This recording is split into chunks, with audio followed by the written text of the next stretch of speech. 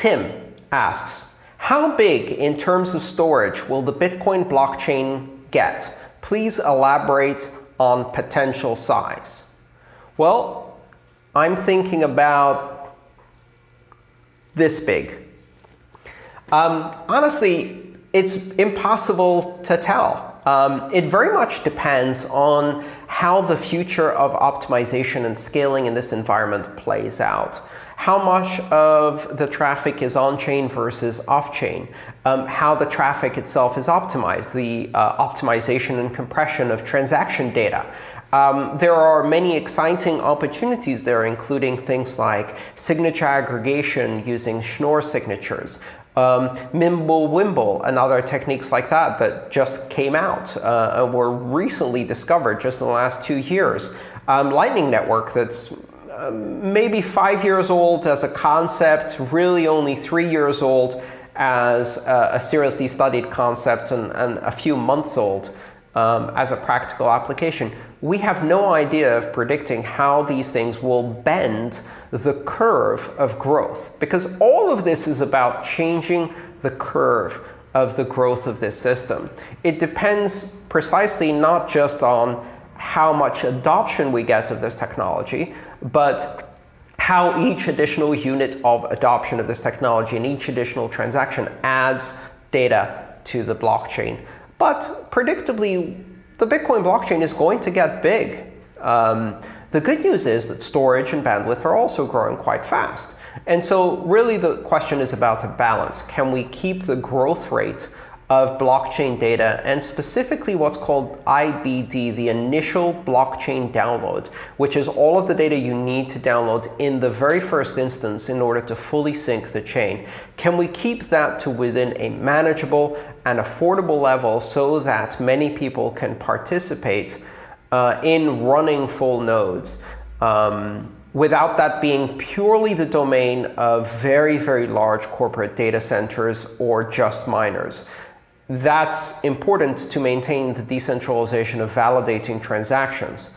But again, that's really a design decision. So it's impossible really to say how far that's going to go.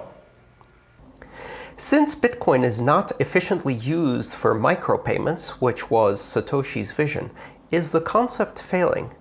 Why do we need second or third or fourth layers atop the Bitcoin blockchain to do what was supposed to be done by design? Should we move to other altcoins? And the follow-up question to that: how is Bitcoin's blockchain better than other algorithms like IOTA's, and why do we try to fix scalability issues instead of using other technologies? Is it just because of Bitcoin's huge adoption and miner support? Anastasios, this is an interesting question. One of the problems here is that when people talk about scalability, they tend to talk about it in isolation. So they talk about scalability as just one aspect of the system and optimizing scalability. And optimizing scalability is not difficult. Optimizing scalability of a network and allowing it to do millions of transactions per second on network, totally possible. It is very much possible. The problem is that in doing so, you sacrifice other parts of the design. So the way to increase scalability massively is to centralize the network. So if you have more centralization, you can achieve much more scale. Blockchains are particularly inefficient at doing things because they sacrifice scalability in order to achieve decentralization. And so if you decide to instead sacrifice decentralization, make the network more centralized, or aspects of the network such as mining or clearing or exchanges or wallets or transaction processing, then you can massively increase the scale of the network quite easily, in fact. So how do you achieve Visa scale network? Well, you can do it the way Visa does it, which is you have one validator, and that's Visa. And the problem with that model, however, is that when you have a centralized network like that, the central validator has enormous power. They have the power to censor transactions. They have the power to pick and choose transactions. They are a gatekeeper over the system. Bitcoin was designed to remove that central point of failure. So it chooses to maximize decentralization as much as possible. And in order to do that, it sacrifices scalability. Now, there's a lot of discussion about Satoshi's original vision. And, part of that, I feel, is a bit of appeal to authority. Satoshi, whether that was one person or a team of people, were only humans, and they had a very limited perspective on what this technology would ultimately become. We are now almost 10 years past that original vision, and a lot has changed. And we've also learned a lot about blockchains, about the scalability of blockchains, about the global competition in mining, and various other aspects of the system. And Satoshi, whoever they were, is just a human, not a prophet, not a saint, not a deity. They did not have a magic crystal ball with which to predict the future. And so while the original vision and design of Satoshi was remarkably prescient and had an enormous amount of things predicted correctly, that doesn't mean that everything Satoshi ever said is correct, or that everything Satoshi ever imagined Bitcoin would be is correct, achievable, desirable, or that Satoshi wouldn't change their mind when presented with new facts and evidence. For example, one of the pillars of Satoshi's vision was the idea of one CPU, one vote. The idea that the processing of transactions, the mining of transactions, would be done in a very decentralized fashion by a lot of different participants, allowing everyone who has a CPU to mine independently and have equal participation in the network. Now, that's not how it played out.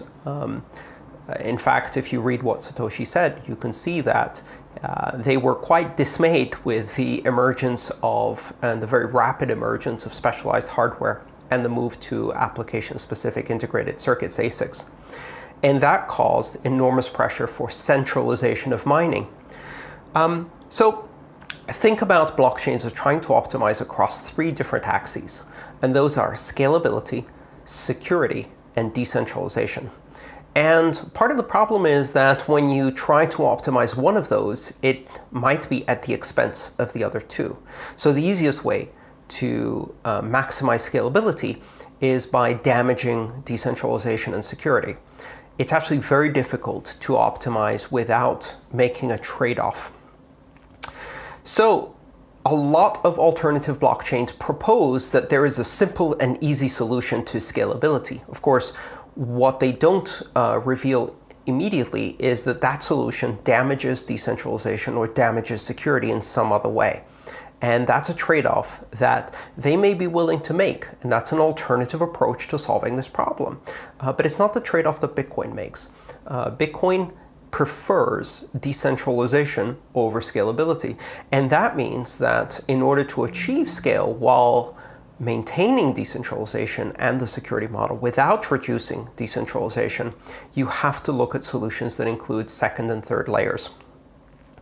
So when somebody suggests that there is an easy and simple solution, if we only switch to this other alternative algorithm, alternative mining scheme, alternative consensus algorithm, alternative currency, alternative blockchain, and that blockchain has infinite scale or can achieve scale without any compromises, they're lying. You do have to make compromises, and often those compromises are brushed aside. So the question is not how do we achieve scale? The question is how do we achieve scale without sacrificing decentralization? Phil takes the exact opposite position in his question. Question from Phil. Bitcoin is making substantial progress in the areas of transaction speed with Lightning, privacy, coin join and confidential transaction, and smart contracts, rootstock. Would I need to shift to altcoins then, which might represent a less decentralized technology?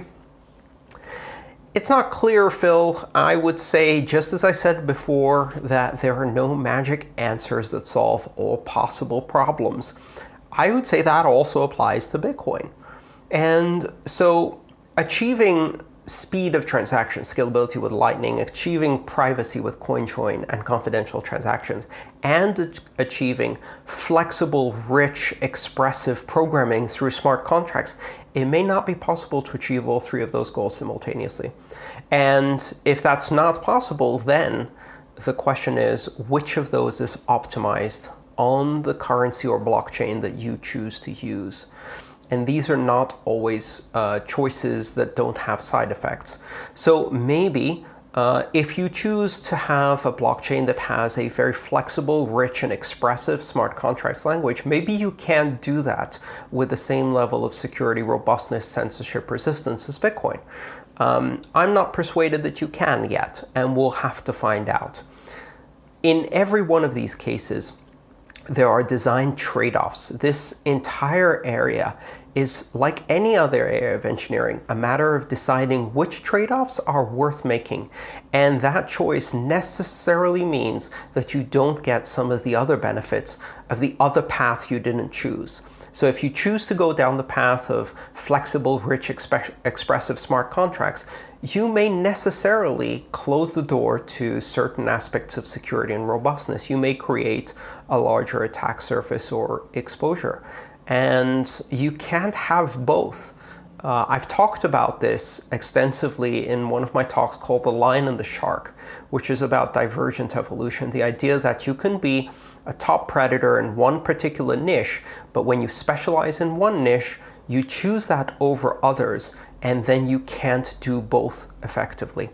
And so comparing different altchains that have made different design trade-offs, it's not possible to compare them directly against each other. It doesn't make much sense. The real question is not which is the best solution. The question is which is the best solution for my problem, and you have to first define the problem.